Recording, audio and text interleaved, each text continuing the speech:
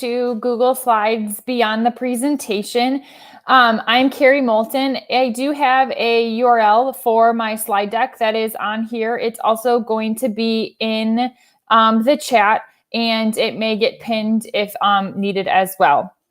And if you go to my slide deck, you will be able to click on any of the links inside my presentation. So we're going to go ahead and get it started. Just a little bit about myself. I am a 4th through 6th grade technology teacher and educational technology coach in Bourbonnais Elementary School District, which is right outside Chicago, about 45 minutes south of Chicago, Illinois. And I'm also a Google certified trainer. And I love Google Slides. It is my favorite. I will say anyone that asks me how to do something, 9 times out of 10, I'm going to tell you to do it in a Google slide. And so today we're going to talk about ways to use Google Slide beyond the presentation. So a couple things to get started. Here's a few links that I use with my Google Slides. One of them is a extension called Sir Links a Lot. And this is really nice because if I want to turn my presentation into something like a forced copy, a preview, this does it. So if I have this presentation right here, I'm going to go up and the extension looks like a little face with a hat, and I click on it. I can automatically force a copy. I can make this into a preview. So you guys get a preview, a template, or a PDF. I just click on what I want. So if I want to force copy, I click that. Then I like to click on click link or copy link to clipboard. And then I could open up a new tab, and it is going to force the person that opens it to make a copy. So a lot of times, and it's heavy traffic right now, so that's why it's not showing up. But a lot of times, anytime I send my presentations, I use Sir Links a lot. The second extension that I use a lot is Lightshot. We are a Chromebook district, and so I love using Lightshot to make screenshots. And so what it is, it's a little purple feather. And so when you click on it, it comes up and it allows you to select the area. I can select the whole slide. I can select just part of the slide. And then I'm able to also draw or put boxes or arrows on the screenshot. I can then save it here, or I can take a copy of it, and then I can insert it easily into my presentations. So I do use that one a lot. And the last link that I use all the time is Slides Mania.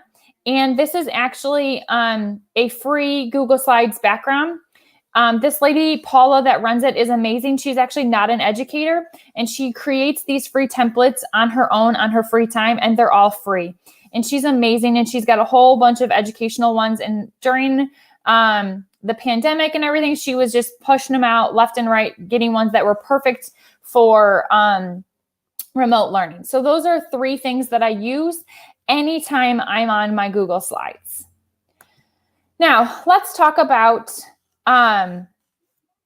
making things non-movable in our Google Slide. There's 2 ways. There's a master view way, and there's JPEG.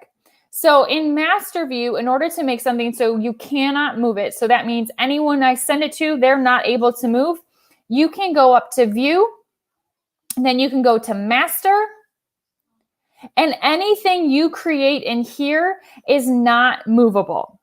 So if I wanted to create a slide and make it a template, that I would put it in this master and it wouldn't move. So if I chose this one right here and I wanted to put, let's just put an arrow. So I'm going to draw an arrow. And so now if I go back to my slides, I can go up to the little plus sign and hit the triangle next to it. And on that slide right here, if I insert it, there's that arrow, and I cannot move the arrow. I can move the text box around it. That's right there. So I can move that, but that arrow is in place. So anything you put in the view, or I'm sorry, in the view master, it is unmovable. Now it is going to show up on any of the other slides that have that same kind of theme. And all you have to do is just go back to view, master, and I can delete that, and that slide would no longer be there. So if I got rid of it, it's no longer there, and I can come back to my slides, and again, it's no longer there. So get rid of that slide right there. Now, one thing that you want to make sure in the ViewMaster is you want to put things that you do not want to move. If you put things that you want to move there, and then you go to the regular slides like this right here, they're not going to be able to move. So think about designing your slide with anything you do not want to move.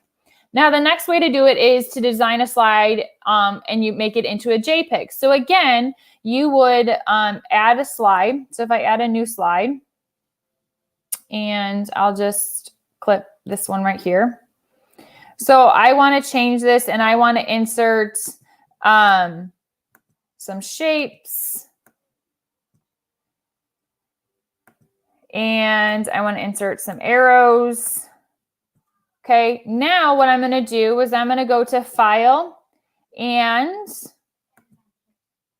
I'm going to, and there's a lot of people on here, it looks like, so it's going to take some time. I'm going to download it as a JPEG. And so then you download as a JPEG, you go back to your presentation, and then you click backgrounds and you upload it as choose an image to upload it as a background, and you make it the background. And so then your image is there. And then anything that you want to add to it, you can add to it that's movable. So those are two ways to make non-movable pieces.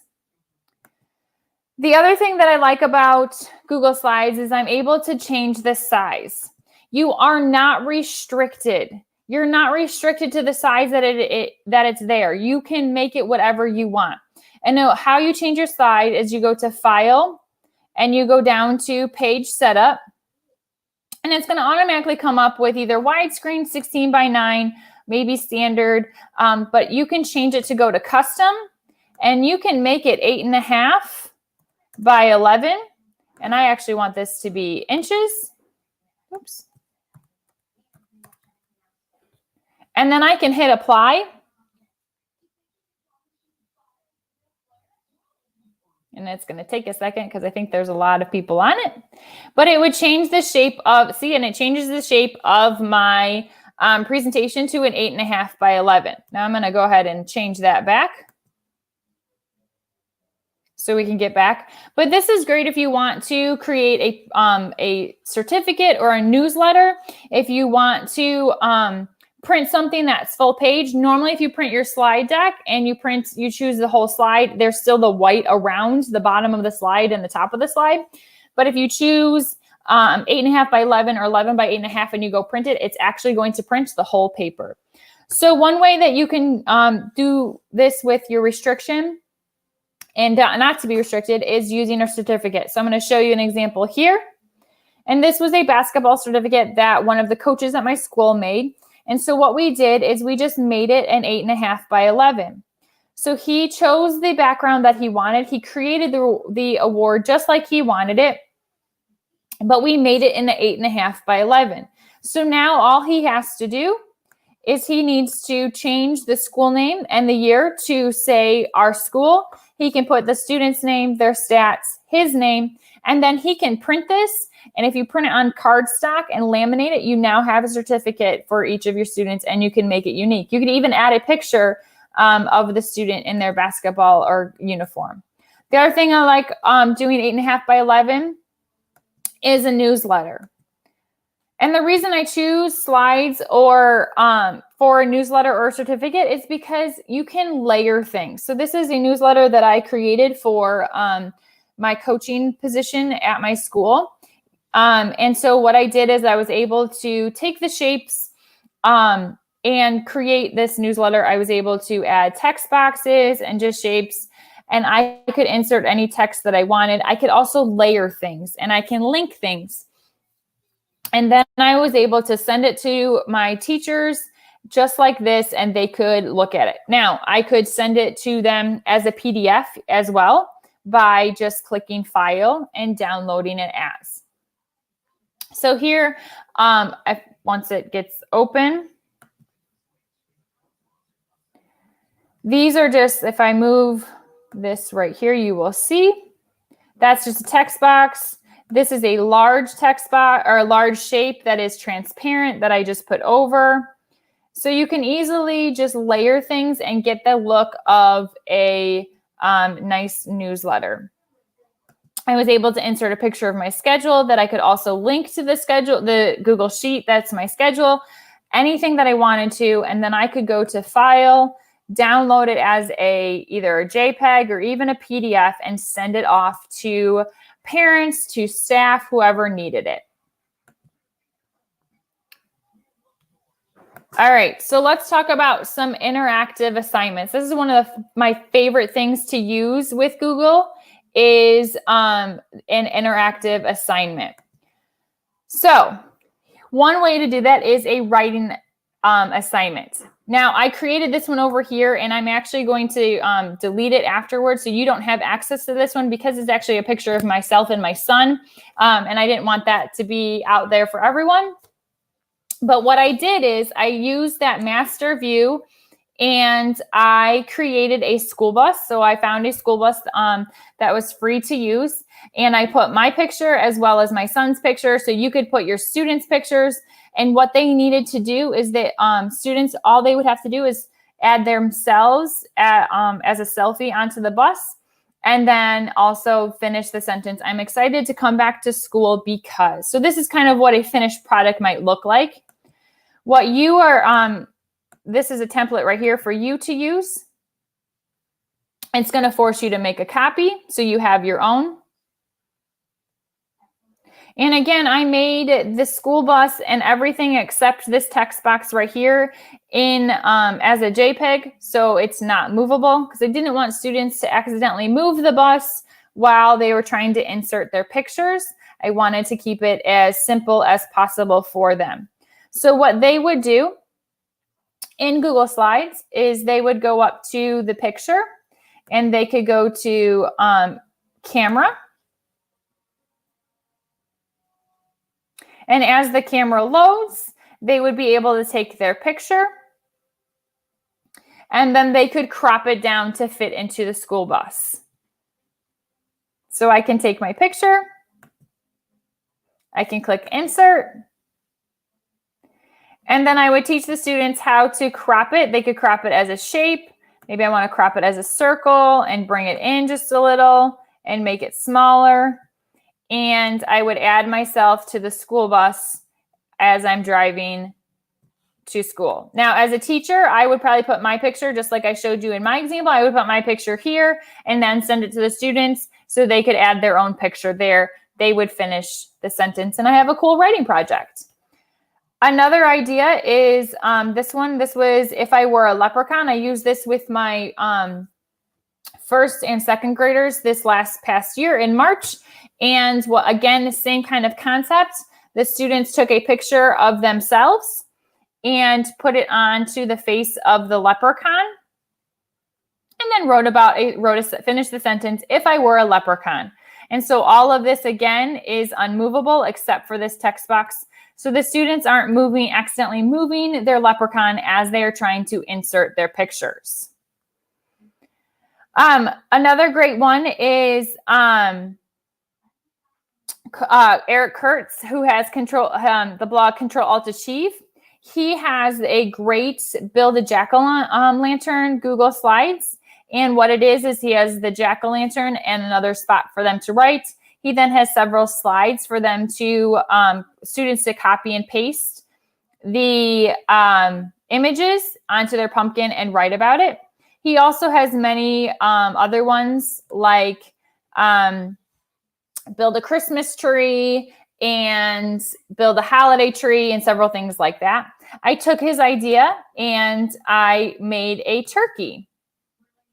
And so what this looks like is same concept where they just have the turkey body that they need to decorate. So I have the body and write a sentence.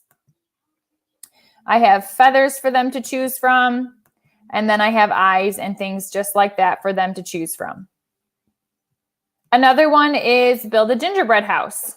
Now this one is a little different than the turkey and the pumpkin because this one doesn't have anything anything for them to actually go off of. So the pumpkin actually had a pumpkin, the turkey had a turkey, where this one, they have a blank slide. And then I gave them a variety of shapes for them to choose from to build their house. And it was very, it was amazing to see each student's unique house. Everyone had a different take. And then they also had candies and decorations to decorate their gingerbread house. They then had to write about it. Now, one thing that I do as I go on is I ask the students to build on their writing skills. So maybe in October when I start with the jack-o'-lantern, we're only writing a sentence or two. But then each month I ask the students to go more and more. Maybe by the next month for the turkey, they have to write 2 to 3 sentences. Gingerbread house, 3 to 4, and go on and on. So another thing to do interactive is worksheets. You don't need to just scan it. You can make it interactive. So you do need to have a PDF of the worksheets. Now, we're fortunate enough that I'm able to send through our copy machine to make PDFs, but I know with cell phones, you can take a picture that way to make PDFs.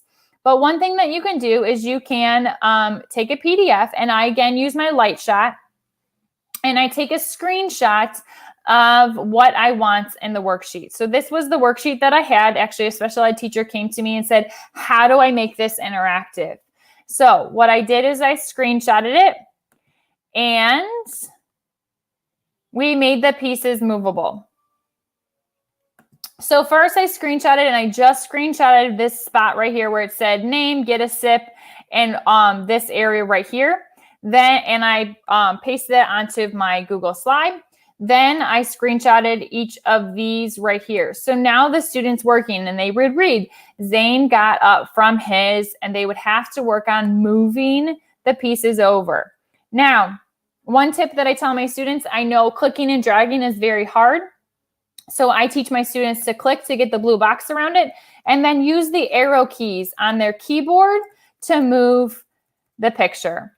I could also have them create a shape like a circle over here once they have read it. So they would just fill in the smiley face over here.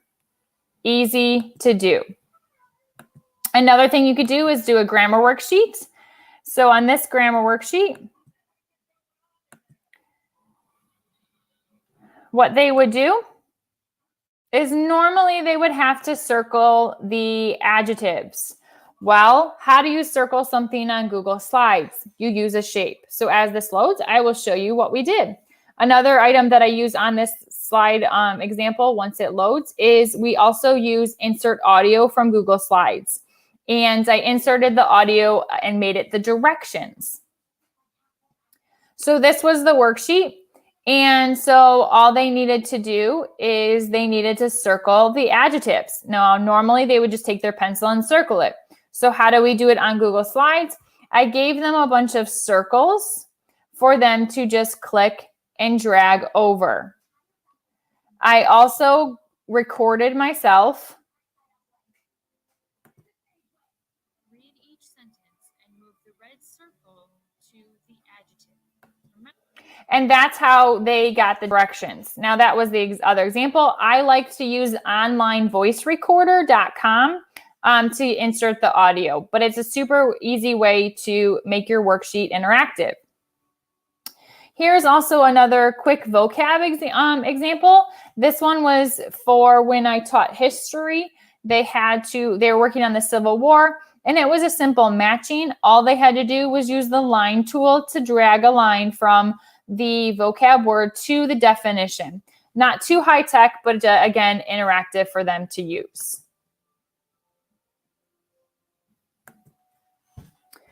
Now let's talk about using Google Slides as a discussion board. You can do this 2 ways. You can do this individually, or you can do it together. Now individually, it's very easy. You just would create your discussion questions and send it to the students however you may on whatever device. We use Google Classroom in our school, so I would send it via Google Classroom. So individually, they would get this discussion board. Now using the ViewMaster or making things as images. Actually, this one was ViewMaster. They have several question slides that they can choose from. There are no slides over here once it loads for them to choose from. They just have this one that says use the arrow next to the plus sign in toolbar to insert a question slide. So the students would come over here. They would choose which question they wanted to answer, what is important from the reading, include the page number. And so they would then click right here and type their information. They could then go back up, add a question slide. What is the question? What question do you have? They would again write their question. They can continue going. What can you predict? And they would go back and forth creating this. Then we would come together as a class and discuss people's answers. Now, that could be done while you're reading a book or something like that. Now, you could do this all together. You would have to give the students information on making sure that each student would have their own slide. If you wanted to do it that way, remember to leave that this is positive only. And if they comment about each other's slides, they would need to make sure it's positive. Don't touch other people's slides. Definitely set those expectations before you do this whole class. Now, for this one, this could be, how are you feeling today? So find the emoji that best describes your feelings, create a shape, and tell us why you're feeling that way. So I have today, I feel sad. Why? And if that was me, I could come up here, create a shape, and start typing. I feel sad because summer is almost over. Now, someone could go and comment about that if they wanted to. Or I feel silly. Why do you feel silly today? Frustrated, happy. So these are all available for the students to, as a whole class, comment why they're feeling and even talk about it with each other. Maybe someone might comment, don't worry, summer's over. We can still do fun things in the fall. Things like that. And you can have a discussion with your class on how people are feeling today. But again, I definitely want you to, if you're doing this all together, you do need to make sure that you preference behaviors and expectations with your class. Another thing that I love using Google Slides for is agenda slides. This is great for remote learning that I know several of us are going into or coming from or even in person. And so what you would do is you make agenda with all of the information and the work. So I do have 2 examples. And again, anything that I would want to put in here that I don't want the students to use, I would do, I would make it as a background using the ViewMaster or downloading it as a JPEG. And so this one, as it loads, has each day has the different subjects of what the students have to complete. And so the students would work through this as they went. So there was information, there was the recording from the students, or I'm sorry, for the teachers for the students. So everyone kind of knew what was going on. They had a checklist. They had Zoom meetings, so they had the link for the Zoom meeting, and then they had the subject. So for math, here's your fact practice. Here's a video to watch. Now here's your actual practice. You can click on the worksheet in Google Classroom to complete. Once a student did that, they would go on to reading. Same thing, the different practices, and even brain bakes they put into this. So this was a great one huge agenda that the students would work through as they went. The other idea that you could do is do something like this. Now, again, each of these agenda slides I would send out via Google Classroom, and I would choose make a copy for each student so they could work through it. If it was just something where they didn't have to have things to complete or fill out, you could just do it as view only. This one, you could easily personalize it with the student's name and the dates. And then they would have their agenda right here. So it says watch the counting by 5 video on the left side. So they would watch the video, and then they would, once they're done, they would take the check and drag it over. Then they would need to complete the grammar sheet on the next page. They would complete that. Again, drag the check mark over. Complete the math worksheet, or I'm sorry, watch today's video. Here's today's video, and then complete the math worksheet on the last slide. Again, as they're doing it, they would slide that over. When they're done, they would click Turn In on Google Classroom. The teacher has the information as well as the work. And the student only has to click on one thing to get anything they need to get done. Okay, another thing that I love doing with Google Slides is creating books with audio. So if you wanted to change the shape of your book, you can. You could make it 8.5 by 11, or you could keep it the 16 by 9, whatever you want. Again, this is the online voice recorder that I mentioned before. And this works great, especially for us because we use Google Chromebooks, or I'm sorry, we use Chromebooks, so it's perfect for us because we can record and save it directly to our Google Drive. But you would just click the button and start talking. You would hit the stop button when you are done, and you would wait. The nice thing too is you can also trim it if necessary, because how many times have we hit the record button for a student and they sit there and don't talk, and then you have that dead space. Once you're done, you click save. You save it to your Google Drive, and then you are able to open it up and insert. And you just go to Insert, Audio. And it should be right there. Sometimes you do need to make sure, sometimes you have to go to Recent to get it. One piece of advice is you do need to make sure that your audio is shareable with the person that you are sending it with. Just because you send it via Google Classroom does not mean that that person has access to the audio. So what I do in my Google Drive, I have a folder that's shareable to anyone with the link. As soon as I insert my audio into that, it automatically changes. Couple examples. I use my wonderful sons as examples, and they love being in their mom's presentation. But my older son loves Jimmy Johnson and NASCAR. And so we created a audio presentation about his favorite NASCAR driver. So we found pictures, he researched some facts, and then he has it. So if you click on the picture,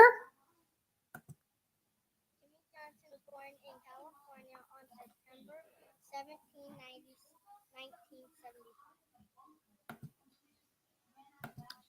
each picture is a new audio. Jimmy drives the number 40 Eddie for Henry.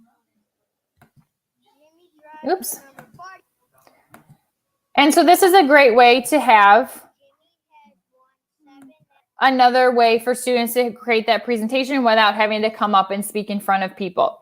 Now, the audio for these pictures, what I did is I did make sure that it was on click, and I also can make it under, I believe it's adjustment. It is transparent. So if I moved it, you would see it. I made it big enough so that no matter where you clicked on the picture, you had it. Another example is if you had the student actually write a book, they could then read the book as they and record it. And with the help of transitions, you could make it so every time they hit the space bar, the words would track for them.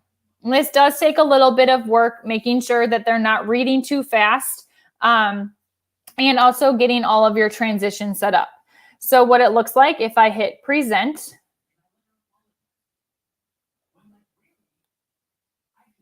so this book is called The Boy Who Loved Garbage Trucks. There once was a boy who loved garbage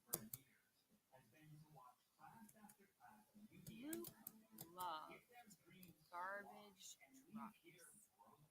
And all I'm doing is hitting the space bar to keep up with the words as it goes.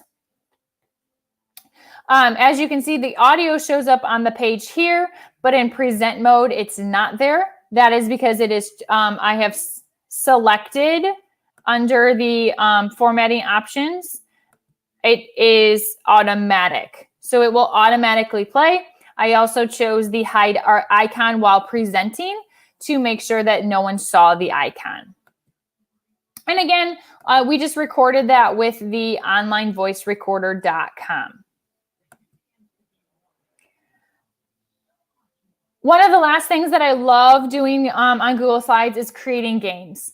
I use this a lot. Prior to teaching technology, I taught history, and I incorporated some games in my classroom like Chutes and Ladders and Battleships.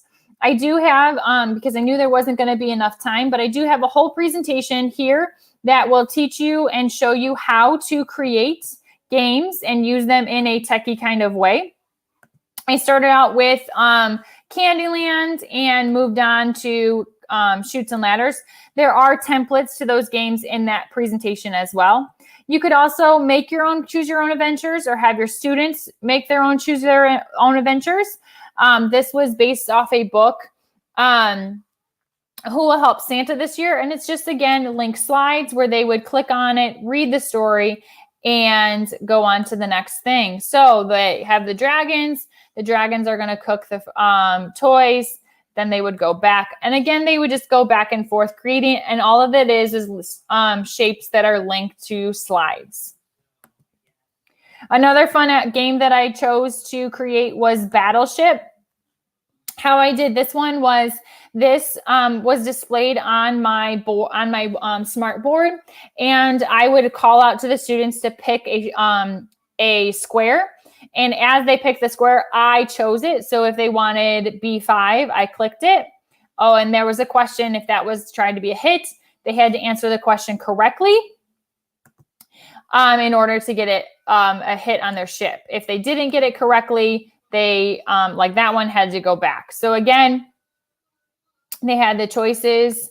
If they picked on a slide that wasn't a ship, you had the X as well. Lastly, I used Chutes and Ladders. This was the favorite. Each of the boxes was already linked for the students. And so what the students did is they would roll a dice. They had this. This was shared to them via Google Classroom. They rolled the dice. As they rolled the dice, they clicked on whatever square they got to, and it took them to their assignment. After they completed their assignment, I checked it, and they would go back and roll again.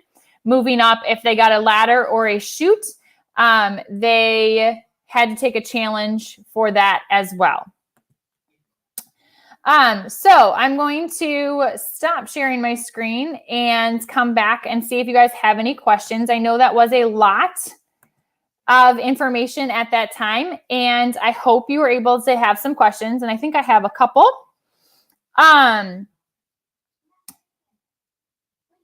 So submitting and organizing, I do everything through Google Classroom. So I share things that way and make a copy for each student, and that way they can have it. You can, under sharing, under the share, give it to give the students the link and have it that way. For the shapes, like to complete the turkey, I drew that with the shapes in Google Slides and different things like that. Okay, and so so someone wants to say, can you show me how to build the picture? So I'm assuming that's in like the Google build the gingerbread. So let me get my screen back and I will show you really quick. Let me make sure it's sharing. Okay, so under this one. Okay, actually I think it was the gingerbread one. So what the students did was I shared this with the students via Google Classroom. It was the easiest way for me because we already use it. If you don't have Google Classroom, you can try that Sir Links-a-Lot, force a copy, and send that to the students via QR code and do it that way. For me, we just use Google Classroom, and it's the easiest way. But what they did is they had this blank page right here, and they had their shapes. So what they did is they picked the shape, and I taught them how to right click, copy. Then they would go back to the slide that they needed to put it on, right click again, and paste.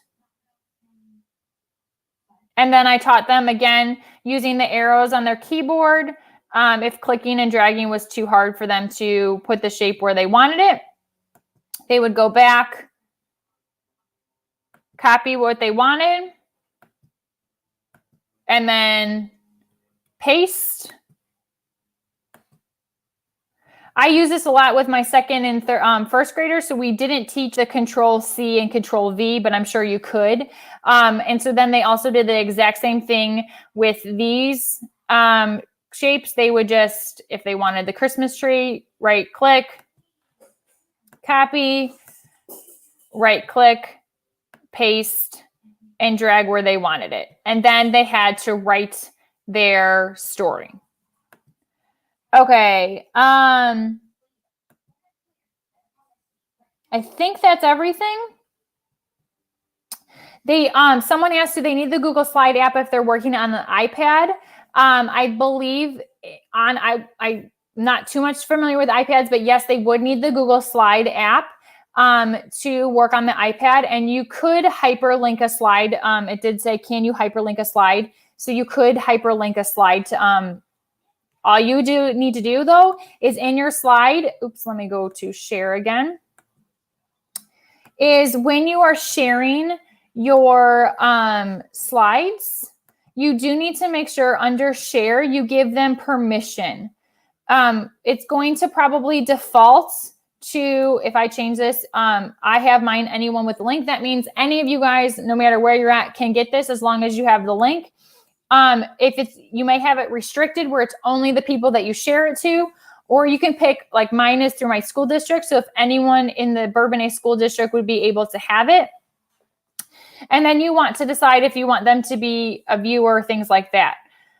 So you change your link here to what you want. And then I would use Sir Links a lot. And I would force a copy and grab that link and send that link to your students in order for them to get any of the work. I think that's all of the questions. One way, someone else just asked how to add fonts to slides. Text Giraffe is the one that I used for the how are you feeling today. So if I can quickly share my screen.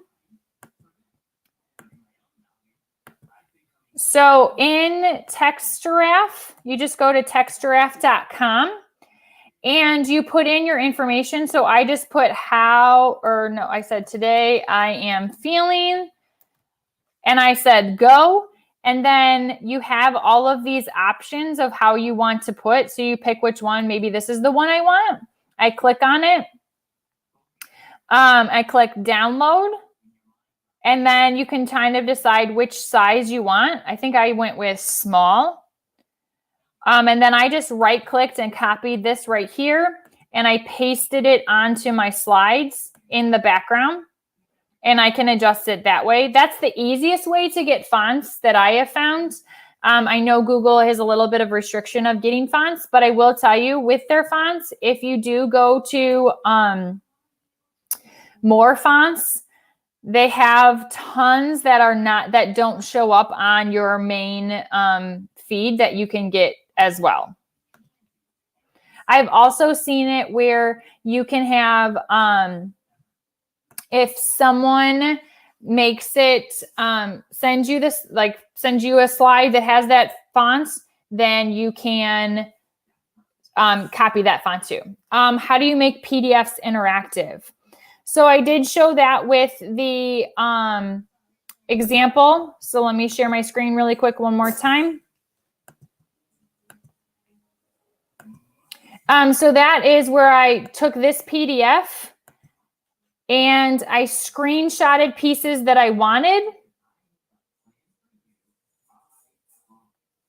So I just screenshotted pieces that I wanted, and then I then put that on a slide. So I put this bottom piece right here on the slide, and then I screenshotted each one of these. So the students just had to drag it over. You can also do it with a grammar worksheet where the students just had to drag the circle over. You just need to get the PDF onto your Google slide and then decide, what do you want? Do you want them to have shapes to drag over, or is there pieces of the PDF that you can cut out and make movable that way?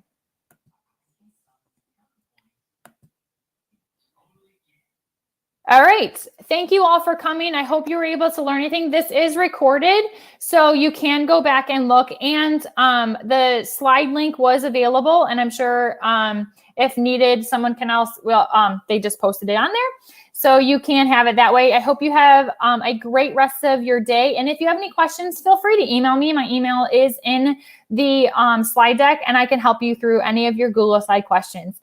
Good luck and have a great